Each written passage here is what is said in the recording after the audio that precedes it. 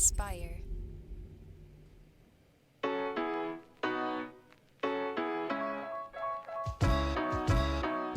Welcome back to Starting Now. I'm your host, Jeff Sarris. This is the show where I talk to entrepreneurs to reveal the unexpected paths to entrepreneurship. Today, my guest is Brian Casel. Brian is an entrepreneur who has productized his approach to business. It's wonderful. I mean, he has launched a ton of products over the years. He's sold some of them for large exits, but also this year he's doing a product lab approach, which I think is brilliant. We're only into the second month of 2021. Just as of today, he just launched his second new product of the year. So I think there's a lot to learn from Brian and his approach to business and his journey as well. So without further ado, my conversation with Brian Casel. How about we start just with a little bit about Zip Message and how that came to be, and then we'll rewind and talk a little bit about your journey. Yeah, sure. So, I mean, today I publicized the thing that I'm currently working on, which is a little product idea called Zip Message at zipmessage.com.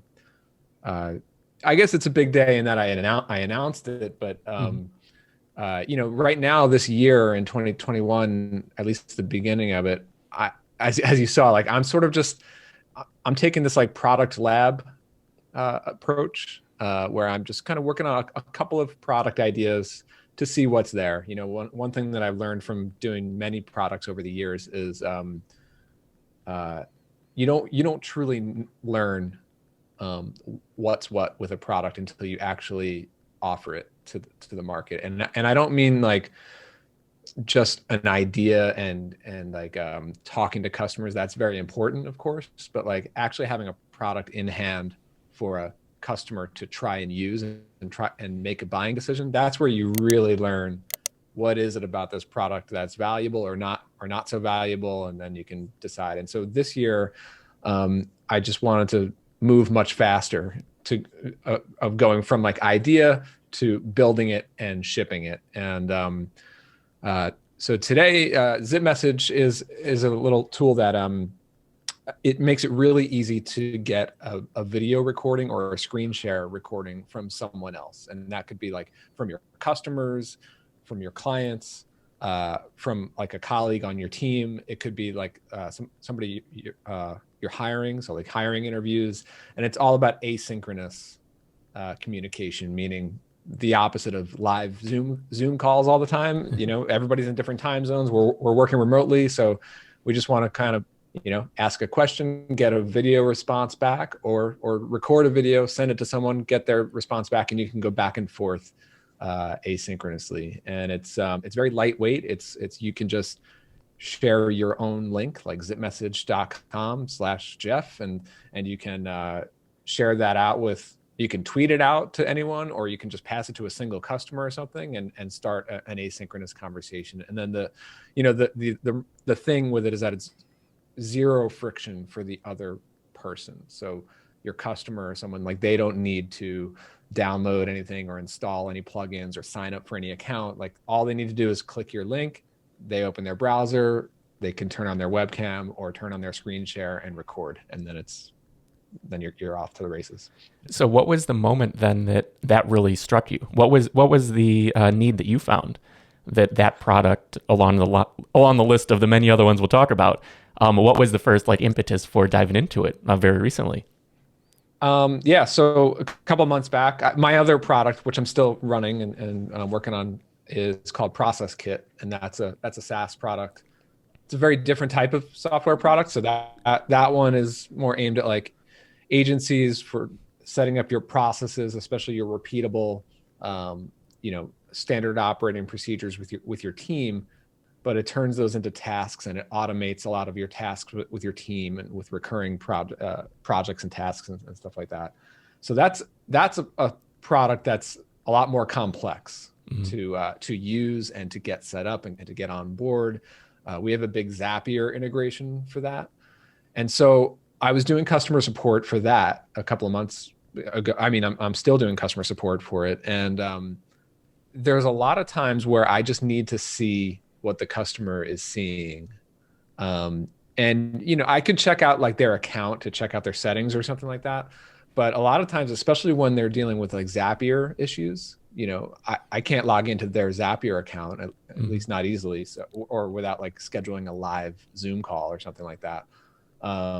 So I would ask them to like, hey, can you record your whole setup for me? Show me all your settings, and then figure out a way to send me back that recording. Like that's just a lot of friction. Oh, yeah. So I just wanted a way to email, doing like email customer support and just say, hey, here's a link, show me your setup, and I'll get right back to you like within a few hours. Yeah, I really like that. So from idea to today, to launch, to sort of pre-launch day, how long is that process? Because it sounds like you are really iterating very effectively, and I'm really in awe of what you're producing. Yeah. So, well, the idea came like last fall, like around September, but I just wrote it down and didn't do anything with it. And then, like the last week of December of 2020 is when like usually that's a good month for me to like sort of take a break from the thing that I've been working on all year long, which was Process Kit, and just work on something fresh and new. And I have a long list of product ideas. So, that's the idea that I just kept thinking about ever since I started. And it's not just for customer support, right? It could be used for any sort of like asynchronous video stuff, especially with customers and like applicants and working remotely and stuff like that. So I kept thinking about all these different use cases, and I did a little bit of technical research on it, and I learned it's not incredibly difficult to build something like that. And so I built a little prototype like in the last week of December. And then in January, I also have a developer that works with me. I brought him onto the project, and we've been hammering through the roadmap on that. And so that takes us to today. We're about midway through February. The product it's still not ready for users yet. I would say we're probably like about a month away, 4 to 6 weeks away from having it ready to invite some beta users. But I felt like now is a good point where like we're far enough along that like this is going to be a product. Like we've proven internally that this thing works, and it's getting there. So now I'm starting to get the marketing wheels turning, right? So I spent this past week designing the marketing site for zipmessage.com, getting that out there today. And now I have on the back end of that is like a survey form for people who join the early access list. I've got my inbox is packed with people signing up today. So now I have a lot of good data to dig into and read everybody's responses. I'm going to be getting back in touch with these people and doing calls over the next few weeks, sort of like flipping back and forth between working on the product, me and my developer, and then talking to early access users.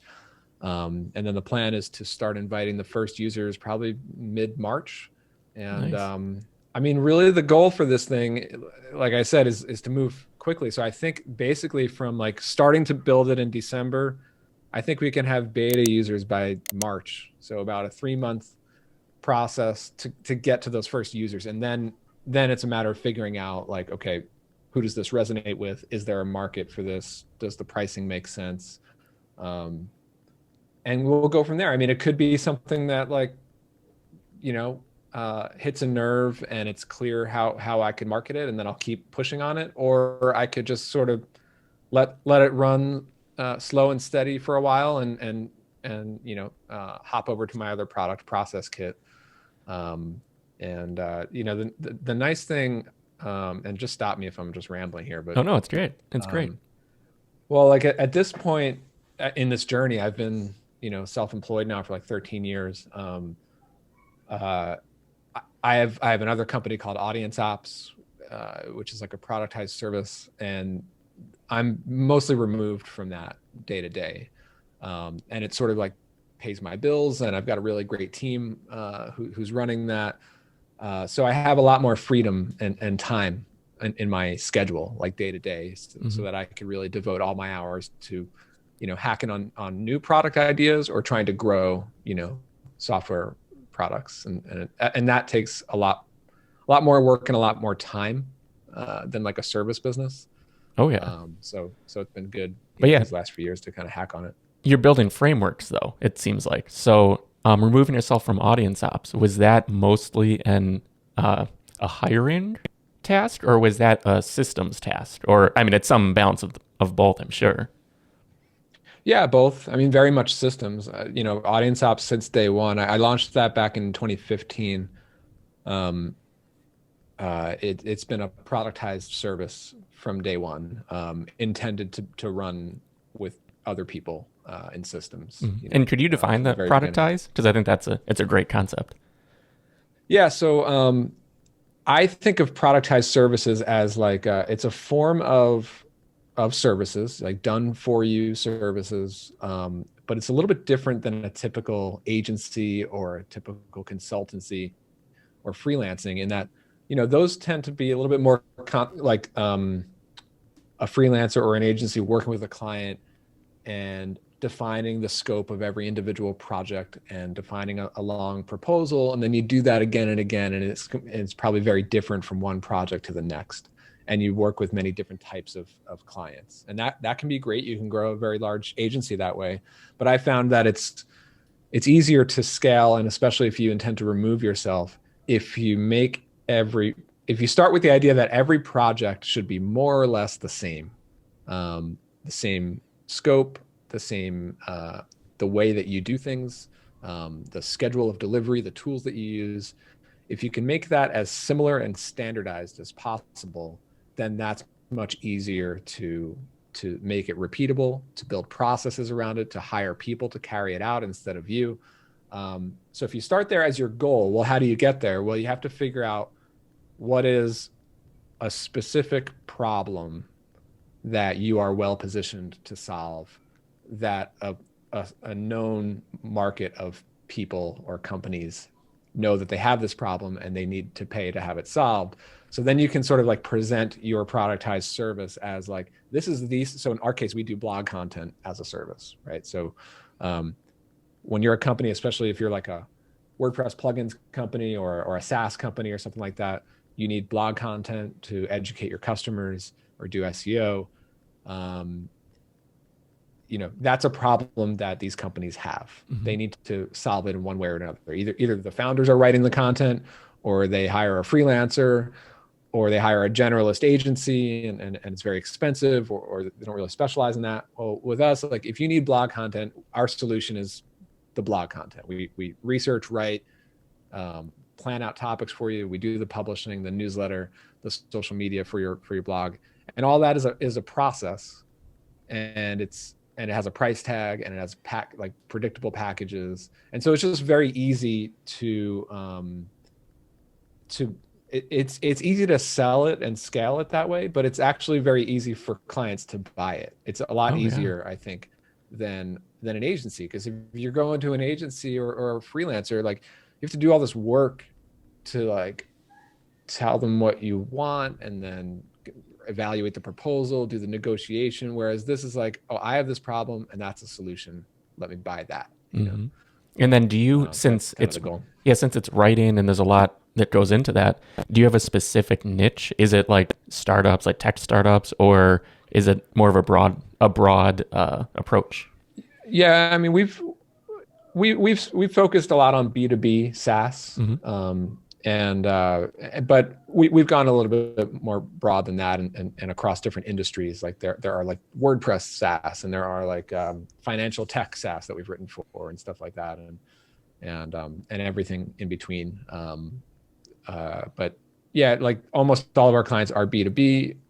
The vast majority are like software products of some kind.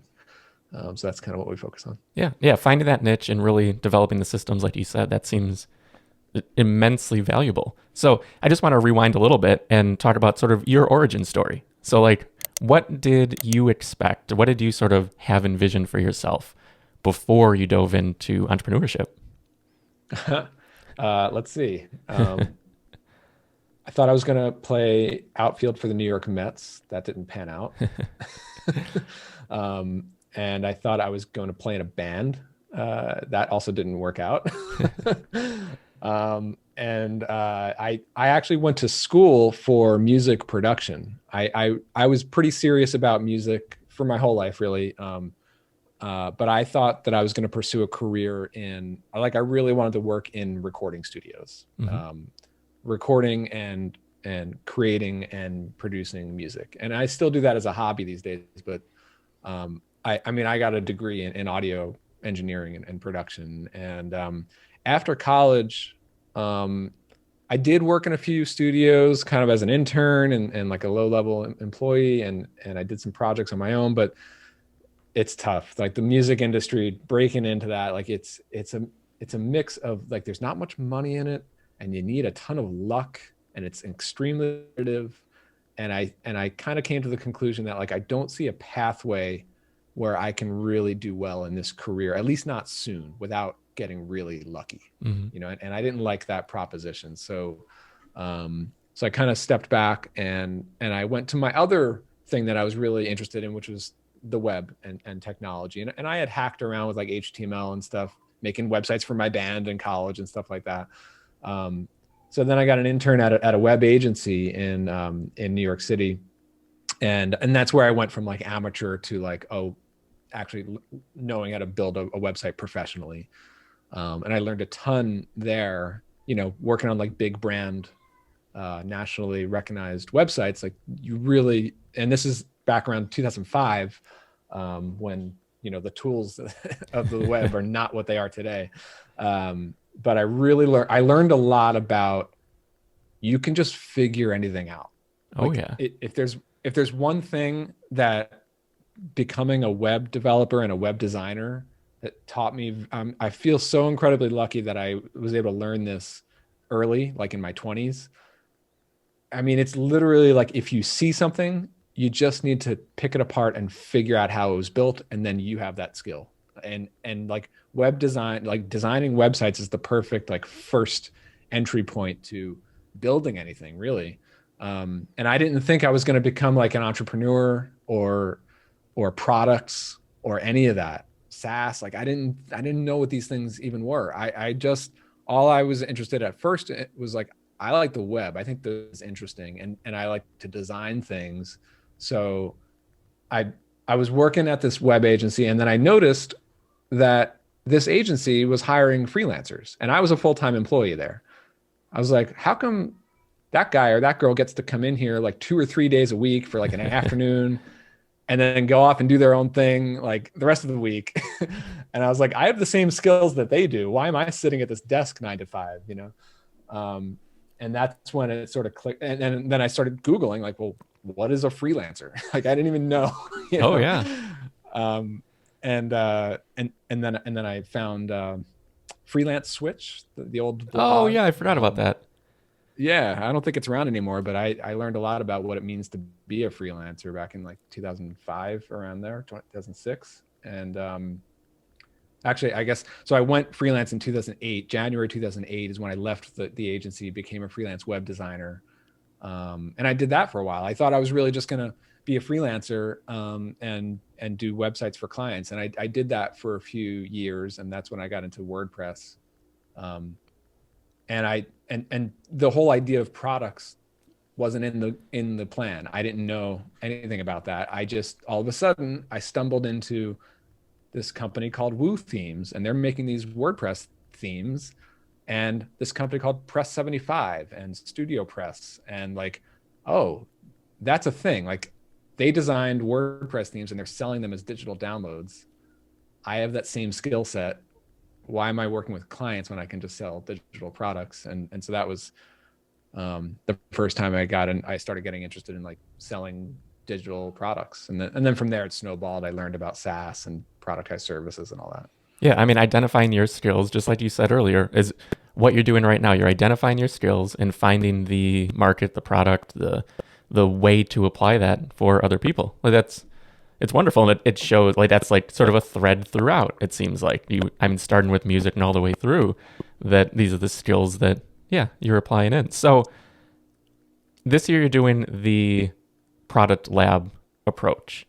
What do you, or I should say, how do you look at your list of ideas and then decide, okay, what's something worth doing? Because you mentioned how the current project, Zip Message, you just kept thinking about it. Is that sort of the metric to know that, okay, I need to run with this? Or do you have any other ways of determining?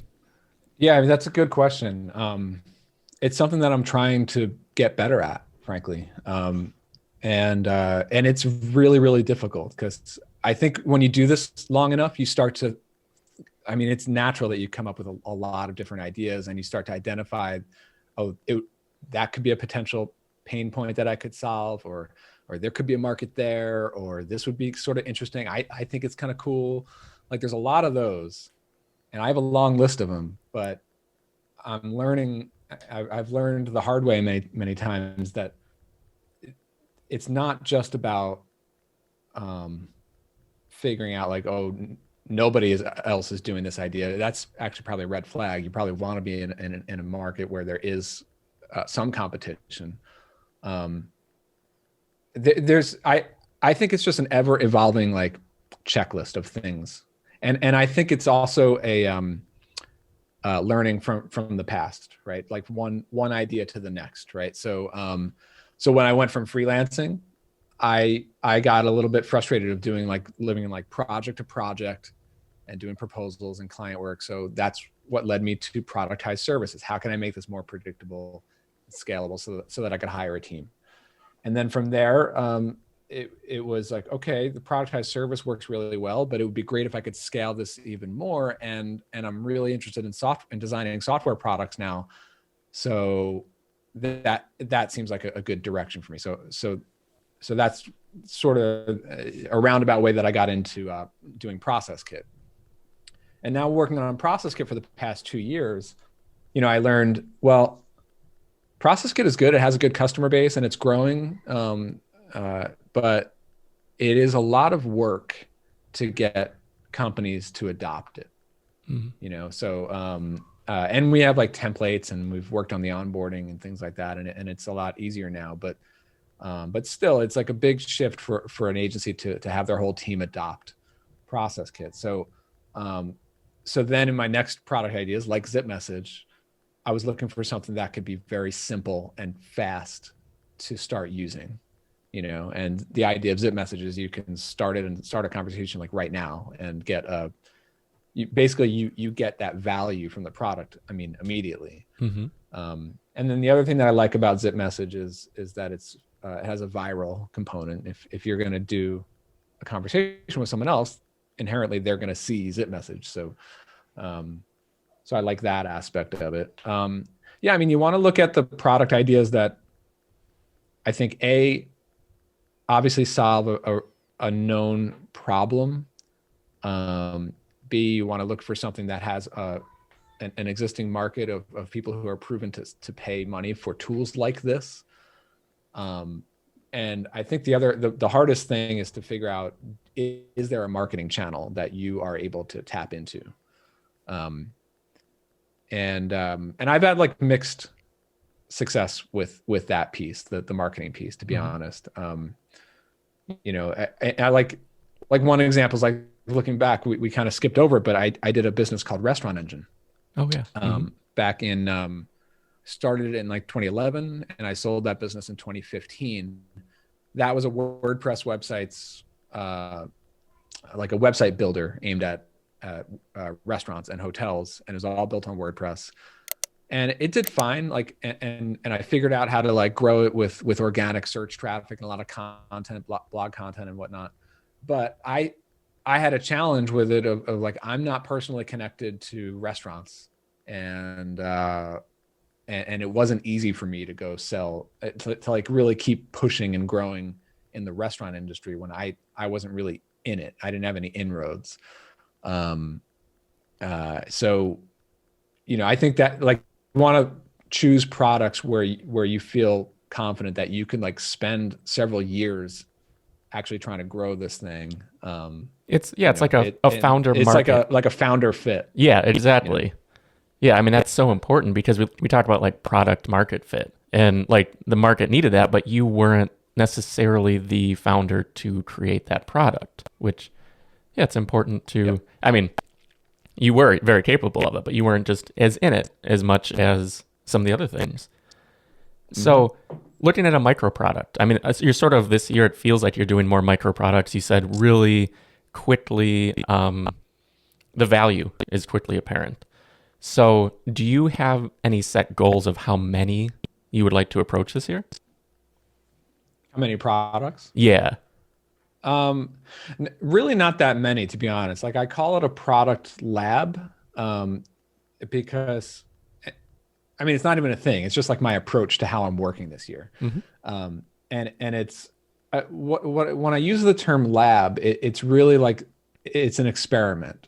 Everything that I do now is an experiment. I'm not treating it like I'm just trying to remove any layer of like long-term expectations from this. I'm trying to be very strategic about the types of products that I intend to build and ship. But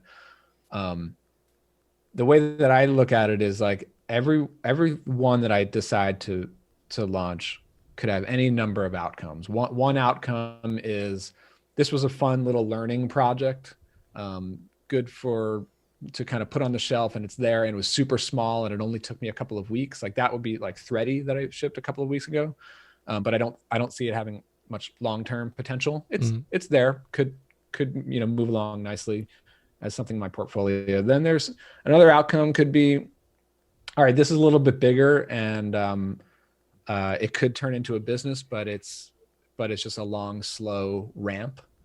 And that's sort of the story with Process Kit right now. It's about 2 years in now, and it's got a good base of customers. We slowly grow every month, but it's not like a hockey stick rocket ship sort of growth thing. And so it's in the portfolio of products.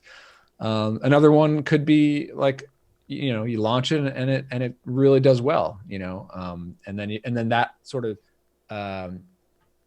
justifies like doubling down on the effort and the focus on that, because the interest is there, the market is there, the traction, it's all clicking. But I'm just trying to treat this year as like no expectations, just kind of work on one thing and the next. I mean, for now, it could end up just being like zip message for the next couple of quarters, and then I go back to focusing on Process Kit, or that's sort of the game plan right now. We'll see. Yeah, and with so many things up in the air, then how much are you able to remove yourself? So you mentioned audience ops. You really like that sort of arguably like almost like set it and forget it, because it's like the system's in place, the employees. Mm-hmm. But you have, I think, 1, 2, 3, 4, 5, at least 6 or 7. I think 6 other things that we haven't even talked about. And like, how do you balance all of that? Yeah, there's a bunch of people who do this sort of thing where they have like a portfolio of products. And from the outside, like when you look at their websites, or if you look at my website listing all the things on a page, it looks like a lot, but in reality, I'm only touching 1 or 2 of those things at any given time, So the whole idea really of everything that I do now is like, it should be work on it, learn from it, launch it, and hopefully it continues to produce some kind of return on that batch of work that I put into it. And that hopefully it's financial return, but sometimes it could just be learning, Oh yeah. But yeah, like everything that I do, it's intended to scale. It's intended to be a product that could sell repeatedly after I'm done working on it for now. But again, hopefully it's so successful that it just demands more and more of my attention. Like that would be a good problem to have with one of these products, to be honest. For sure. So yeah, I mean, like listing out all the things that I have in my portfolio, really right now, I only spend literally right now, this month, I'm on zip message. Like 90% of my hours are on zip message. Process Kit is also like the other thing that I touch pretty regularly, because I'm doing some customer support on that. We do maintenance and we are shipping small features right now, like kind of in between the stuff that we're doing with zip message. But for this quarter of 2021, unlike last year, we're not doing any major feature builds in Process Kit, because right now the focus is zip message. But I could see like next quarter we'll build some big feature in Process Kit. Does that team so that's overlap? kinda how it's going. Does that team overlap across the different products? Well, on the software stuff, it's very small. It's just me and one developer, and we do both work on zip message and Process Kit. Nice. So that overlaps. And I have a marketing person who is mostly focused on Process Kit, but I have asked her to contribute a little bit of like research and planning for zip message as well. So yeah, that would overlap as well. But audience ops is very separate from all of that. I mean, occasionally I'll hire like a writer from audience ops to write for Process Kit or something like that. But yeah, that team is sort of on their own, and audience ops uses Process Kit. So it's sort of nice to like get feedback from my team of like, oh, it'd be great if this button could do that or this, and like get, we fold it back into the product. For sure. Yeah, I mean, yeah, you're scratching your own itch. You're figuring out from internal and external inputs. So for someone who might be launching various products like this, how do you approach sunsetting to actually closing out some sort of project that's out there that maybe just, or product that isn't performing as well as you may have wanted? That's a good question. I probably haven't done such a great job of sunsetting. I mean, if it's successful and it's just something that you don't want, that has a lot of potential, but you're finding it like a distraction, or you just feel like you've taken it as far as you can, then the obvious choice would probably be to sell the business, like sell it to someone else. If it's large enough, you can go use a brokerage for that. If it's smaller, you can go to like a marketplace for that. If it has like no sales, then it's perfectly fine I don't call it a failure to stop working on it. I mean, you've learned something, right? You've probably learned a lot of things from it. So, yeah.